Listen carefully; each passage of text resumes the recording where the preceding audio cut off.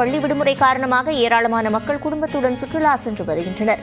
இதில் மலைவாசஸ்தலமான நீலகிரி மாவட்டத்தில் கோடை சீசன் தொடங்கியுள்ளது. இதனால் உதகையில் உள்ள அரசு தாவரவியல் பூங்கா, தொட்டபெட்டா மலைச்சிகரம், ரோஜா பூங்கா உள்ளிட்ட இடங்களில் காலை முதலே சுற்றுலா பயணிகளின் வருகை அதிகரித்து காணப்பட்டது.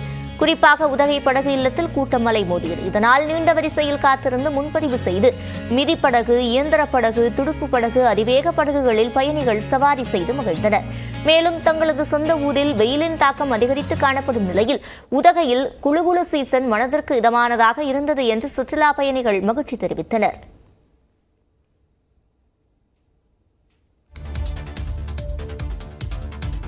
குழந்தைங்களோட என்ஜாய் பண்ணலாம் சொல்லி தான் வந்தோம். ஊர் சைடு நிறைய வெயில் அடிக்குது.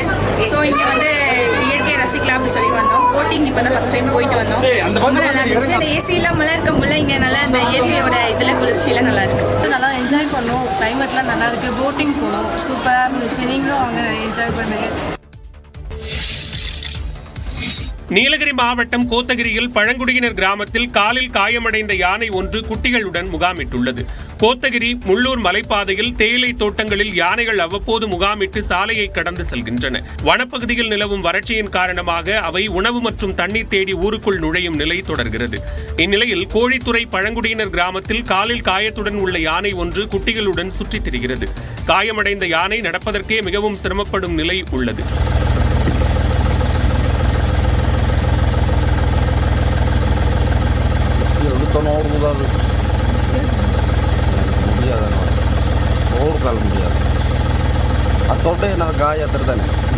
இந்த யானையை பிடித்து வனத்துறையினர் உரிய சிகிச்சை அளிக்க வேண்டும் என பொதுமக்கள் கோரிக்கை விடுத்துள்ளனர்.